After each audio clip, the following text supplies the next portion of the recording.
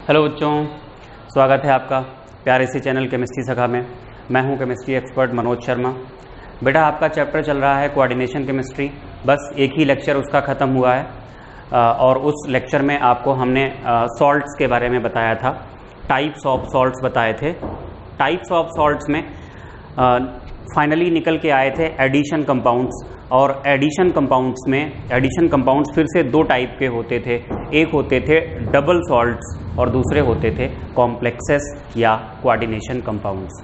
तो बेसिकली हमें इस चैप्टर में कोऑर्डिनेशन कंपाउंड्स के बारे में ही पढ़ना है। आपको डेफिनेशन लिखाई गई थी कि जब हम कोऑर्डिनेशन कंपाउंड्स की स्टडी करते हैं तो केमिस्ट्री की एक सेपरेट ब्रांच बनती है और उस ब्रांच का नाम होता है कोऑर्डिनेशन केमिस्ट्री।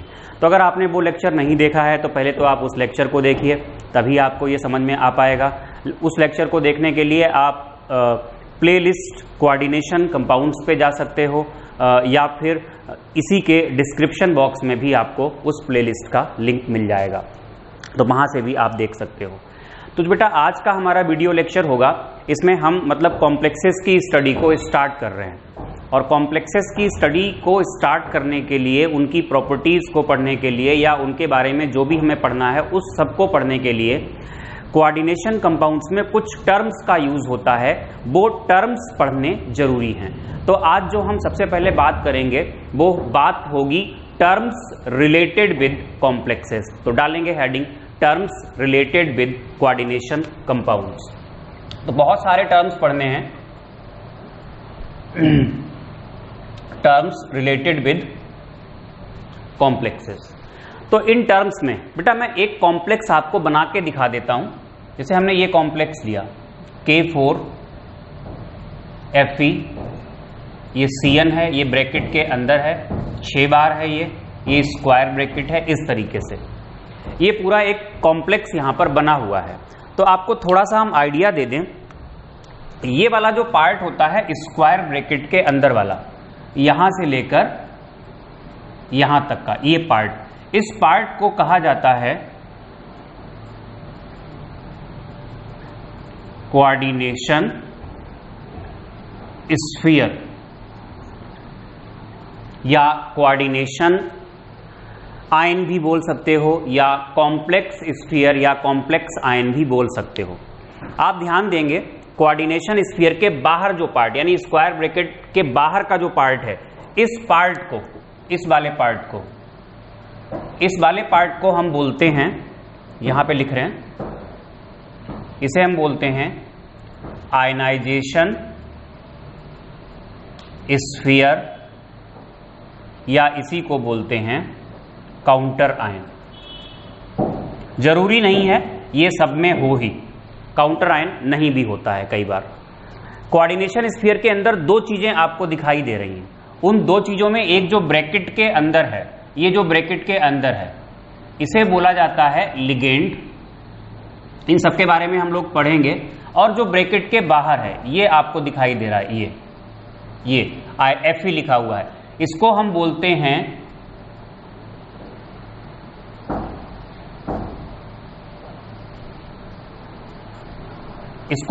बेटा सेंट्रल मेटल एटम या आयन। तो आप क्या करेंगे, ये एक कॉम्प्लेक्स बनाएंगे। टर्म्स के अंदर सबसे पहले आप एक कॉम्प्लेक्स बनाएंगे और इस कॉम्प्लेक्स में जो ये टर्म्स यूज हो रहे हैं, इन सभी टर्म्स को हम पढ़ेंगे। एक तो ये कोऑर्डिनेशन स्फीयर है जिसको हम कॉम्प्लेक्स आयन भी बोलते हैं, दूसरा है आयनाइजेशन स्फीयर जिसको काउंटर आयन बोलते हैं। कोऑर्डिनेशन स्फीयर के अंदर दो चीजें हैं, एक लिगेंड है और दूसरा है सेंट्रल मेटल एटम या आयन।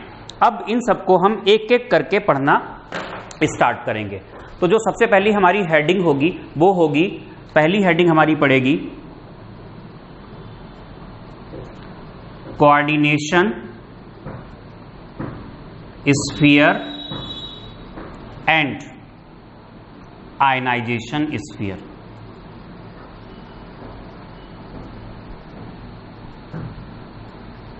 दोनों को हम लोग साथ में पढ़ेंगे। देखिए, डेफिनीशन तो एज सच कुछ नहीं है। बोला जाता है कि कॉम्प्लेक्स में जो स्क्वायर ब्रैकेट होता है उसके अंदर जो भी दो चीजें मौजूद होती हैं, सेंट्रल मेटल और लिगेंड्स, इनको मिला करके हम क्या कहते हैं, कोऑर्डिनेशन स्फीयर कहते हैं। और कॉम्प्लेक्स का बचा हुआ पार्ट जो स्क्वायर ब्रैकेट के बाहर होता है उसे हम आयनाइजेशन स्फीयर कहते हैं। फिर यहीं पे हम पढ़ लेंगे साथ में कि जो कोऑर्डिनेशन स्फीयर है वो चार्ज के बेसिस पे 4 टाइप का होता है, पॉजिटिव, नेगेटिव, मतलब कैटायनिक, एनायनिक, तीसरा होता है कैटायनिक एनायनिक, और चौथा होता है न्यूट्रल। तो वो पढ़ लेंगे हम लोग। और फिर इसके अंदर जो चीजें मौजूद हैं, लिगेंड और सेंट्रल मेटल, उनके बारे में हम लोग पढ़ना शुरू करेंगे।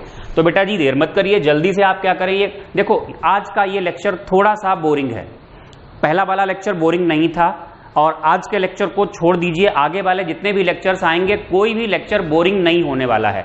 आज के लेक्चर में हम इससे रिलेटेड टर्म्स पढ़ रहे हैं, तो ये लेक्चर थोड़ा सा बोरिंग होने वाला है। तो इस पे लेकिन लास्ट आते आते आपको ये ठीक भी लगेगा। अगर आप ये टर्म्स नहीं पढ़ोगे तो पूरी कोऑर्डिनेशन केमिस्ट्री ही आप नहीं पढ़ पाओगे। तो पढ़ना तो है जरूरी, भले ही बोरिंग हो। तो कोऑर्डिनेशन, ये कॉपी करने के बाद आप डालोगे हेडिंग कोऑर्डिनेशन स्फीयर या आयनाइजेशन स्फीयर। फटाफट इसको खत्म करते हैं, लिखिएगा central metal and ligands are enclosed in square bracket and collectively known as coordination sphere और कॉम्प्लेक्स आयन और कोऑर्डिनेशन एंटिटी। फुल स्टॉप के बाद remaining part of complex which is present outside the bracket, remaining part of complex which is present outside the bracket is known as ionization sphere और counter ion। नई line से लिखेंगे, on the basis of charge coordination spheres are of following types, coordination spheres are of following types। पहला है, फटाफट आप लिखते जाइए, कैटायनिक, बताने की जरूरत नहीं है, यहां पे जो चार्ज होगा वो कैसा होगा, पॉजिटिव। तो आप लिख दीजिए पॉजिटिवली चार्ज।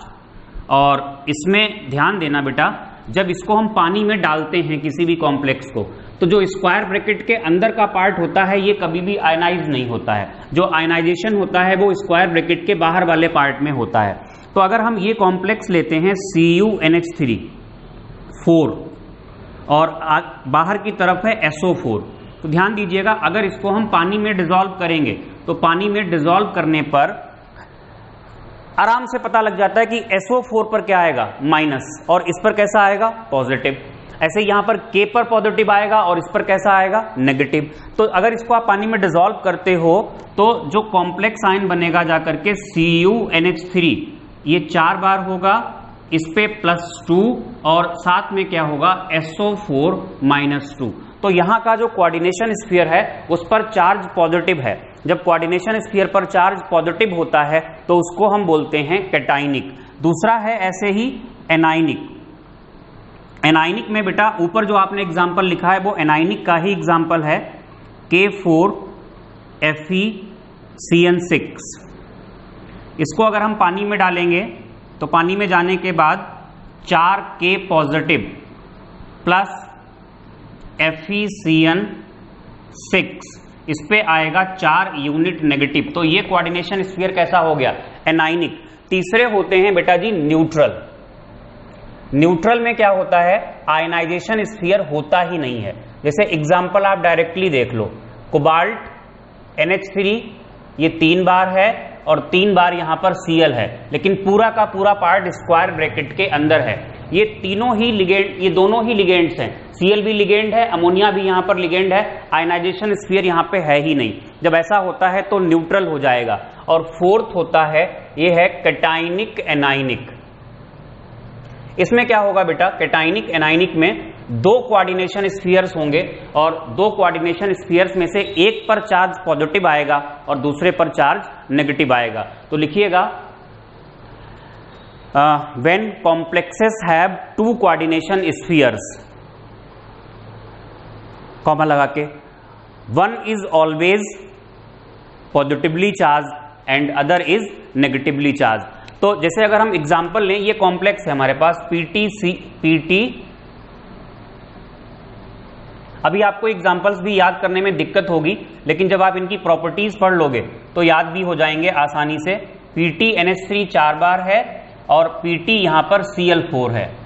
अब जब इसको हम पानी में डालते हैं तो ये जो आयोनाइज होता है, तो आयोनाइज होने पे इस पर पॉजिटिव चार्ज आता है, इस पर नेगेटिव आता है। कितना पॉजिटिव कितना नेगेटिव आएगा ये चीज अभी आपके समझ में नहीं आएगी, लेकिन आगे चल के जब हम आपको कोऑर्डिनेशन नंबर पढ़ाएंगे तब आपको ये चीज समझ में आ जाएगी। तो अभी फिलहाल हम डायरेक्टली यहां पर लिख देते हैं कि कितना पॉजिटिव आएगा कितना नेगेटिव। तो PtNH3 पानी में डालने पर इस पे +2 आता है और जो PtCl4 है इस पे आता है -2। तो बेटा जी हम लोगों ने यहाँ की पहली हेडिंग खत्म की और पहली हेडिंग का नाम क्या था? Coordination sphere and ionization sphere. अब कोऑर्डिनेशन स्फीयर के अंदर दो चीजें हैं, एक सेंट्रल मेटल है और एक लिगेंड है, उसके बारे में हम लोग बात करेंगे। तो आप नेक्स्ट हेडिंग जो, चलिए इसको रब करते हैं फिर मिलते हैं।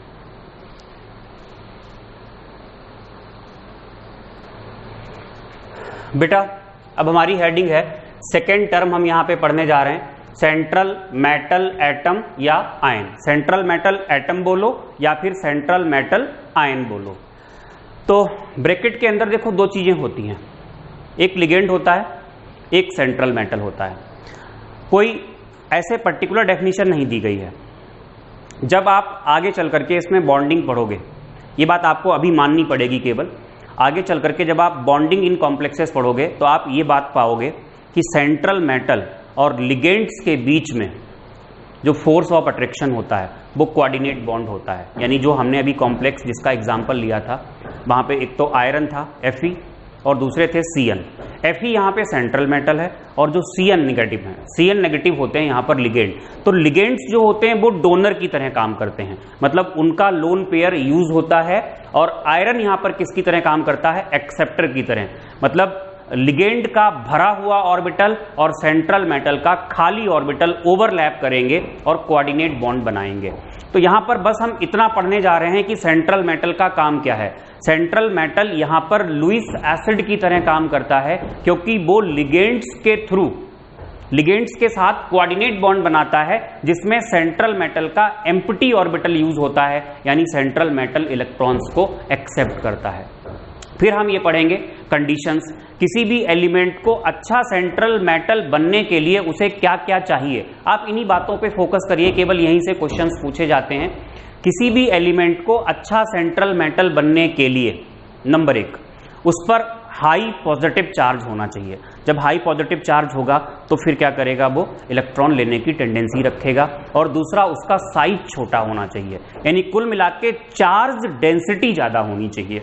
चार्ज अपॉन वॉल्यूम या चार्ज अपॉन साइज को हम क्या बोल सकते हैं? Charge density.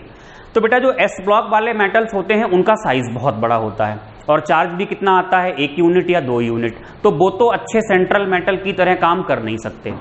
जो डी ब्लॉक वाले मेटल्स हैं उन पर चार्ज भी अच्छा खासा आ सकता है, +2, +3, +4 ये सब आ सकता है, और उनका साइज भी कैसा होता है? छोटा होता है। तो डी ब्लॉक वालों में जो डी ब्लॉक के एलिमेंट्स होते हैं, they act as good central metals, वो अच्छे सेंट्रल मेटल्स की तरह काम करते हैं। या उनमें कॉम्प्लेक्सिंग पावर कैसी होती है? ज्यादा होती है, कॉम्प्लेक्स बनाने की क्षमता ज्यादा होती है।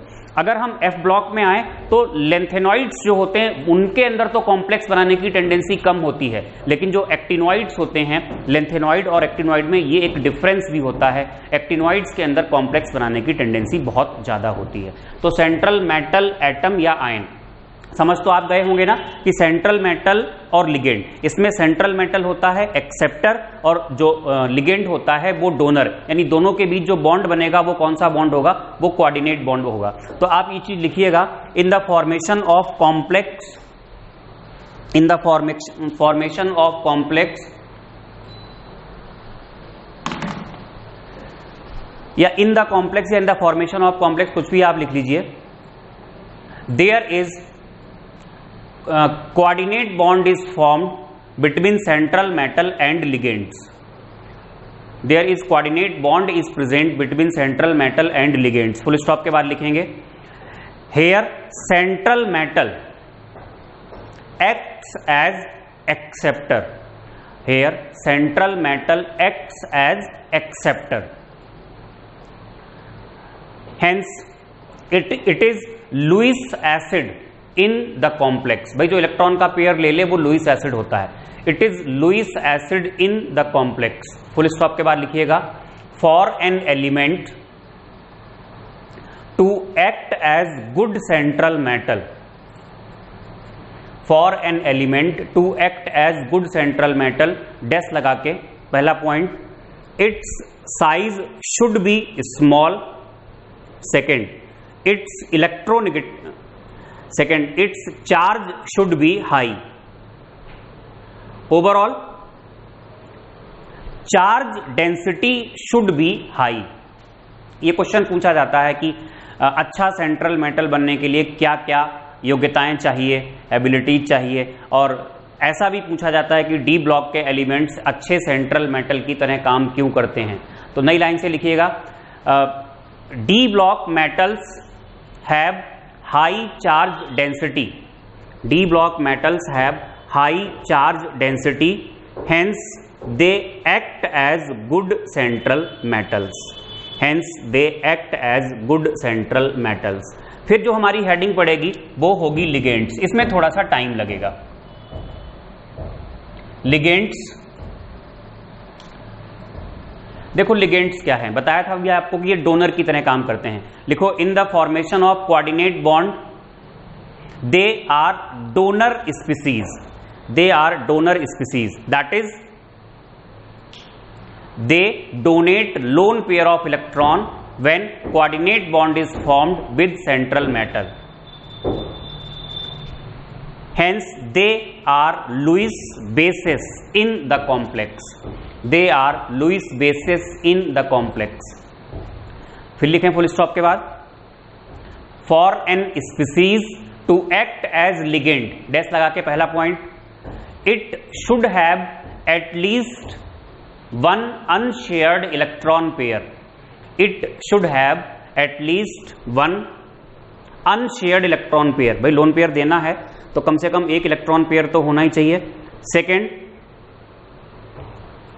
Basic character should be high, basic character ज्यादा होगा तो इससे क्या होगा, इलेक्ट्रॉन आसानी से दे पाएगा।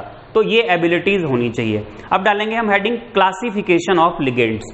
तो जो पहला क्लासिफिकेशन है वो है on the basis of charge, on the basis of charge.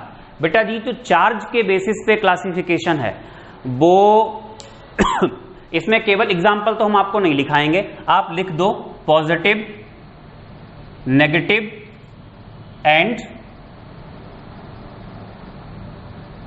Neutral. तीन टाइप के होते हैं, या तो पॉजिटिव होंगे या नेगेटिव होंगे या फिर कैसे होंगे, न्यूट्रल। तो on the basis of charge ये तीन टाइप के होते हैं, पॉजिटिव, नेगेटिव एंड न्यूट्रल। अच्छा दूसरा क्लासिफिकेशन जो हमें इनका पढ़ना है वो है on the basis of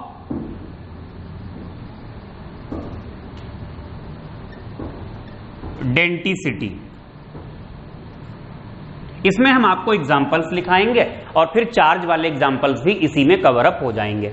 on the basis of denticity, बेटा डेंटिसिटी क्या होती है, आपको बताया था कि सेंट्रल मैटर और लिगेंड के बीच में कोऑर्डिनेट बॉन्ड बनता है। तो लिगेंड जितने लोन पेयर डोनेट कर सकता है that number is called denticity. जैसे कोई लिगेंड एक ही लोन पेयर दे सकता है, मतलब एक ही कोऑर्डिनेट बॉन्ड बनाता है लिगेंड के साथ, तो वो मोनोडेंटेट होता है। अगर कोई लिगेंड दो कोऑर्डिनेट बॉन्ड बना सकता है तो बाइडेंटेट, ऐसे ट्राइडेंटेट, हमें हेक्साडेंटेट तक पढ़ने हैं। तो लिखिएगा बेटा on the basis of denticity में पहले आप ये लिख लें कि डेंटिसिटी होती क्या है। लिखिएगा द नंबर ऑफ कोऑर्डिनेटिंग और ligating groups, the number of coordinating और ligating groups present in a ligand, present in a ligand is called the denticity of that ligand, is called the denticity of that ligand। Full stop के बाद on the basis of denticity ligands are of following types। अब मैं आपको यहां पर example लिखा देता हूं सारे, आपका टाइम बचाने के लिए मैं एग्जाम्पल्स यहां पर पहले से ही लिख देता हूं।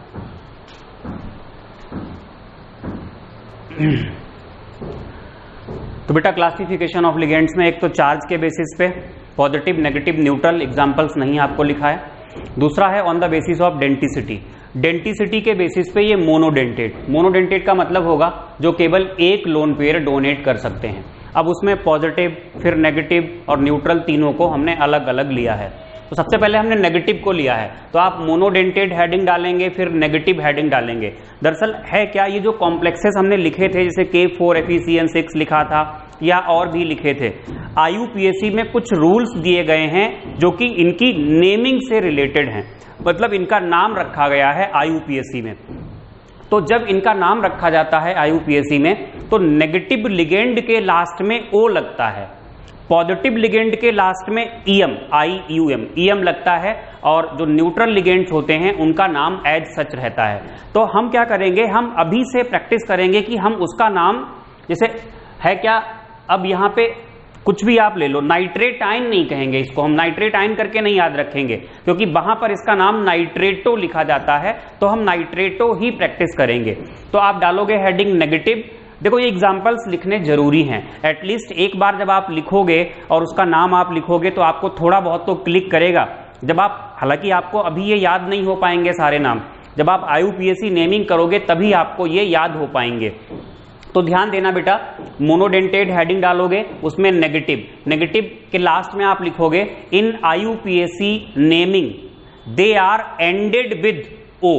लास्ट में क्या आता है, they are ended with O। तो जैसे हमने क्या लिखा है यहां पर, CN नेगेटिव, साइनो या साइनाइडो बोलते हैं इसे, और अगर यही NC नेगेटिव हो जाए, कहीं लिखा होगा NC नेगेटिव, तो आइसोसाइनो या आइसोसाइनाइडो होता है। हालांकि लेटेस्ट कन्वेंशन में अब इसका नाम दूसरी तरीके से रखा जाता है, कैसे रखा जाता है वो आपको हम IUPAC नेमिंग में बताएंगे। X नेगेटिव, X का मतलब हैलोजन है, जैसे Cl नेगेटिव, इसको हैलाइडो, क्लोराइडो, ब्रोमाइडो ऐसे बोलेंगे। H नेगेटिव पहले हाइड्रो या अब हाइड्राइडो ही बोलते हैं। NO2 negative nitro, ONO negative nitrito. तो ये नाम भी हम आपको बताएंगे, हालांकि इसका भी एक ही कॉमन नेम कर दिया गया है। NO3 negative nitrato, OH negative hydroxo, NH2 negative amido, O पे डबल नेगेटिव ये ऑक्सो है, और O2 पे डबल नेगेटिव ये परऑक्सो है, ऑक्साइडो या परऑक्साइडो भी बोला जाता है। NH पे डबल नेगेटिव इमाइडो, S पे double negative sulphido, N3 negative nitrido, nitride ion होता है ना ये नाइट्राइडो, और N3 पे नेगेटिव एजाइडो, ये कार्बोनेटो है, सल्फेटो है, और यहां पर सल्फाइटो है। हालांकि नेगेटिव में और भी एग्जाम्पल्स हैं, जैसे साइनेटो, आइसोसाइनेटो, थायोसाइनेटो, आइसोथायोसाइनेटो, बट वो सारे हमने यहाँ लिखे नहीं है, बहुत ज़्यादा हो जाएंगे, जब नेमिंग आएगी तब हमें धीरे धीरे वो याद हो ही जाने हैं। न्यूट्रल के, जब आप न्यूट्रल के एग्जाम्पल्स लिखोगे तो आप इसमें आगे लिखोगे in IUPAC naming they are written as such with few modified name. तो इनका नाम ऐसे ही लिखा जाता है, लेकिन कुछ में मॉडिफिकेशन किया गया है। CO को कार्बोनिल बोलते हैं, PH3 फॉस्फीन है, C6H5 होल थ्राइज P, बेटा देखो ये फॉस्फीन ही है, H को हटा के C6H5 यानी फिनाइल ग्रुप आ गया, तो ट्राइफिनाइल फॉस्फीन हो जाएगा, ये ट्राइफिनाइल फॉस्फीन। और भी एग्जांपल्स यहां लिखे हैं, ये देखो इसका मॉडिफाइड नेम है। NH3 को अमोनिया नहीं लिखते हैं, AMMINE एमीन लिखते हैं। H2O को वाटर नहीं लिखते हैं, एक्वा लिखते हैं। NO नाइट्रोसिल होता है। C6H5N ये इसका स्ट्रक्चर बना हुआ है, ये पायरिडीन होती है, बेसिकली पायरिडीन लिखा जाता है। अच्छा ये सब ना दिखा करके इसकी एक छोटी सी एब्रिविएटेड फॉर्म लिखी जाती है P बाई, तो कई बार क्या होगा ये नहीं लिखा होगा, केवल P बाई लिखा जाएगा, तो P बाई का मतलब भी क्या होगा, पायरिडीन ही होगा। अच्छा फिर हम बाइडेंटेट पे आए हैं, अब हम नेगेटिव पॉजिटिव न्यूट्रल को अलग अलग नहीं, अच्छा पॉजिटिव ही आ गए, पहले पॉजिटिव, तो पॉजिटिव के आगे आप लास्ट में लिख देना their name is ended with ऐसे IUM, NO पॉजिटिव नाइट्रोसोनियम है, NO2 पॉजिटिव नाइट्रोनियम है, और ये NH2 होता तो हाइड्राजीन, NH3 पॉजिटिव हो गया तो ये हाइड्राजीनियम हो गया। अब ये नेक्स्ट हमने यहां पर बाइडेंटेट के एग्जांपल्स लिखे हैं। नेगेटिव पॉजिटिव न्यूट्रल को अलग अलग नहीं कर रहे हैं, अब चार्ज के बेसिस पे आप खुद समझ जाओगे। ऑक्जेलिक एसिड होता है COOH, H हटाने के बाद नेगेटिव नेगेटिव, एक लोन पेयर यहां से आएगा, एक यहां से आएगा, इसको ऑक्सिलेटो बोलते हैं। इसका एब्रीविएशन OX होता है। जो OX एब्रीविएशन है वो इसका नहीं है, इसका है। C2O4-2 भी इसको बोलेंगे, C2O4-2। फिर ये है NH2CH2COO नेगेटिव, ये भी बाइडेंटेट है, एब्रीविएशन GLY होता है, ग्लाइसिनेटो। फिर ये है AC abbreviation, CH3C double bond O, CH double bond C, CH3O negative, इसको एसिटाइल एसिटोनेटो बोलते हैं। फिर ये फार्मूला लिखा है जिसको डाई मिथाइल ग्लाइऑक्सीमेटो, यानी एब्रीविएशन इसका होता है DMG। कुछ और एग्जांपल्स हम लेते हैं, by, try, tetra, penta, hexa, और फिर आगे बढ़ेंगे हम लोग। तो बेटा ये बाइडेंटेट के कुछ और एग्जांपल्स हैं। ये न्यूट्रल है, CH2 CH2, NH2 NH2। इसकी जो एब्रीविएटेड फॉर्म है वो EN है, इसका नाम होता है इथाइलिन डाई अमाइन, या इसको हम कहते हैं ethane 1,2 di amine, ethane 1,2 di amine या इथाइलिन डाई अमाइन। यहां पर ये दो पायरिडीन रिंग्स को जोड़ा गया है, इसका एब्रीविएशन डाई पी है, नाम होता है डाई पायरिडिल। अब ट्राइडेंटेट पे आते हैं। देखिए ट्राइडेंटेट और टेट्राडेंटेट दोनों एग्जाम्पल्स यहां से बनाए गए हैं। एक बार इथाइलिन था, 2 बार अमाइन थे, इथाइलिन डाई अमाइन कहा। अब हमने क्या किया, देखो ये अमाइन आया NH2, सॉरी ये इथाइलिन आया और ये लास्ट में क्या है, अमाइन है। फिर हमने ये एक और इथाइलिन लिया, दोनों को लिंक किया NH के थ्रू, और ये लास्ट में क्या है, NH2। तो कुल मिला के 2 बार क्या हुआ, इथाइलिन, और 3 बार क्या हुआ, अमाइन। तो इसको डाई इथाइलिन ट्राई अमाइन बोलते हैं। और जो 3 लोन पेयर आते हैं, वो जो नाइट्रोजन के पास लोन पेयर्स होते हैं ये वाले, ये डोनेट किए जाते हैं यहां से, यहां से, यहां से। एब्रीविएशन होता है डाईइन। टेट्राइन में ये इथाइलिन 3 बार हो जाएगा और जो अमाइन होगा वो 4 बार हो जाएगा। जैसे NH2 CH2 CH2, NH CH2 CH2, NH2 है यहां पे लिखा हुआ, NH2 CH2 CH2 NH आ गया, CH2 CH2 मतलब इथाइलिन फिर से आया, फिर NH2, फिर है CH2 CH2 और लास्ट में ये आ गया NH2। ये यहां पे दिख नहीं पा रहा है, मैं इसको थोड़ा ऊपर करके लिख देता हूं।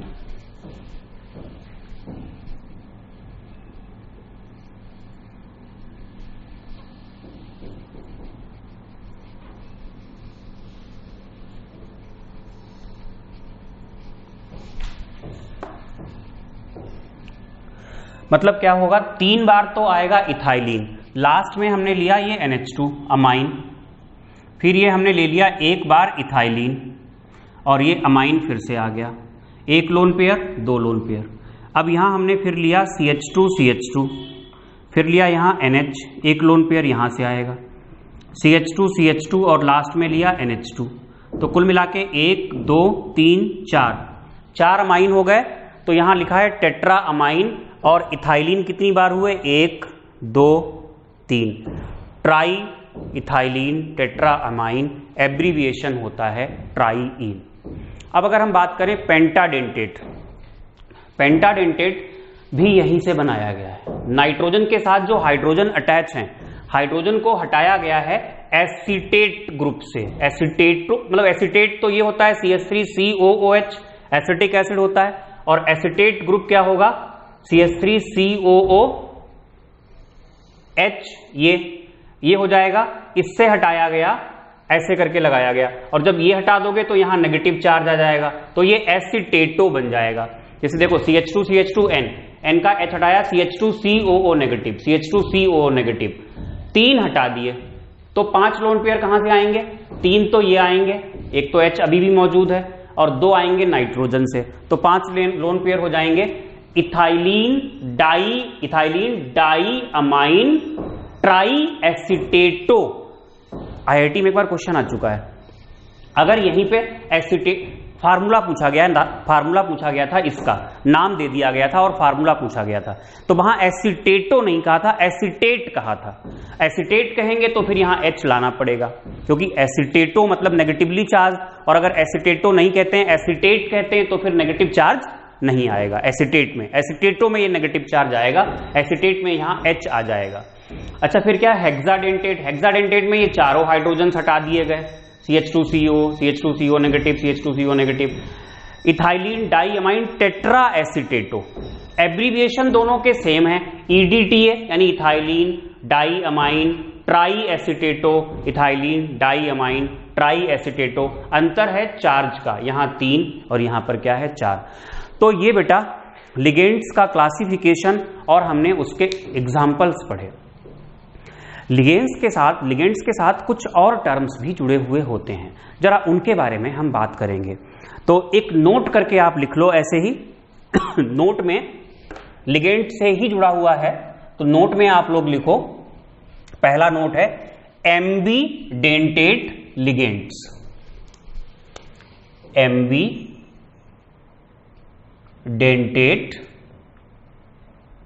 लिगेंड्स ये क्या होते हैं? एम्बीडेंटेट लिगेंड्स, देखो ये मोनोडेंटेट ही होते हैं, लेकिन इनके पास डोनर साइट की चॉइस होती है। मतलब बताते हैं, अभी रुकिए 1 मिनट।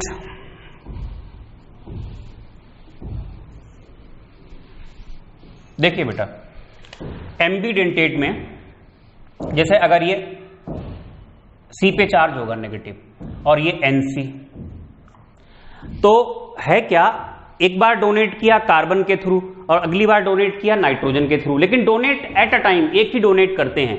तो इसको क्या कहा था? साइनो, और इसको कहा था आइसोसाइनो। लेकिन अब दोनों को, जो लेटेस्ट कन्वेंशन है उसमें दोनों को साइनो बोला जाता है, और साइनो नाम जब लिखते हैं तो इसको लिखते हैं साइनो, और एटम ऑफ अटैचमेंट क्या है? C, साइनो C, और इसको लिखते हैं साइनो, और एटम ऑफ अटैचमेंट क्या है यहां पर? N।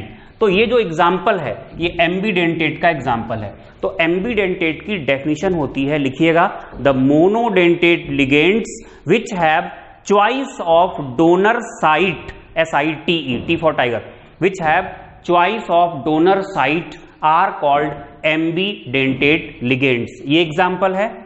नेक्स्ट एग्जाम्पल आप देखिए,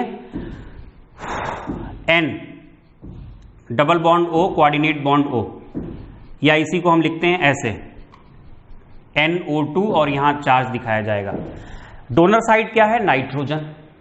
अगली बारी O पे नेगेटिव N, ये डबल बॉन्ड O है, या इसी को हम लिखते हैं ONO negative.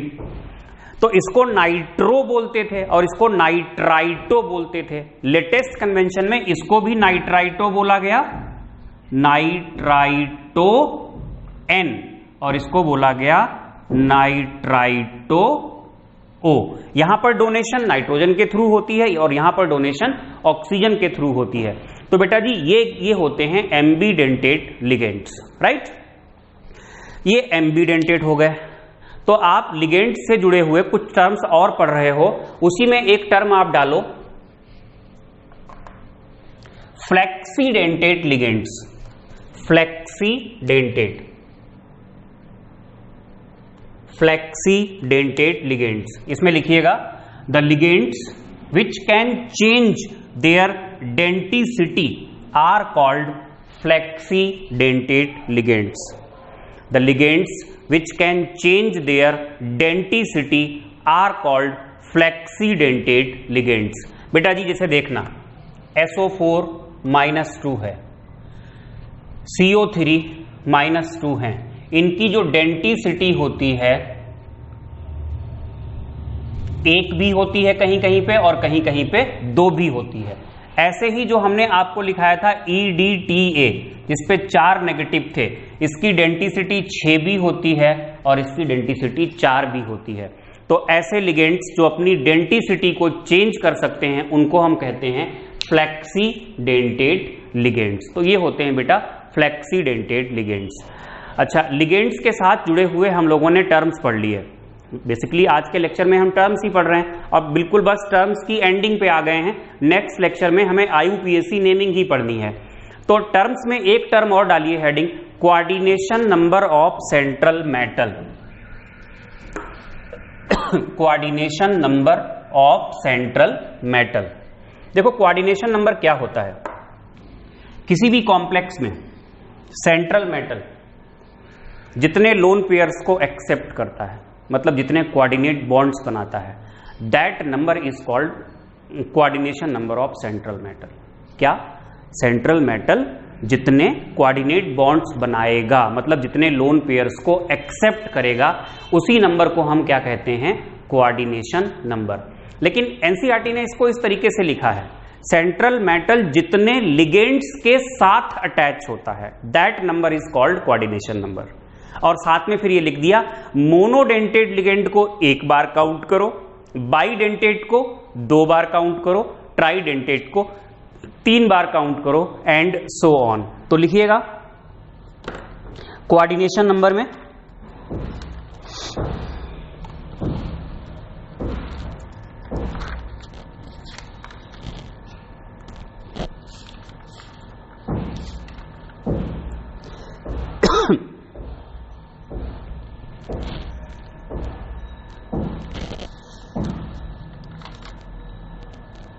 the central atom and the ligands, फिर से लिखिएगा, the total number of unidentate ligands, the total number of unidentate ligands attached to the central metal ion through coordinate bond is called the coordination number of the metal ion। Full stop के बाद, in other words coordination number may be defined as the number of coordinate bonds formed with the central metal atom oblique ions by the ligand.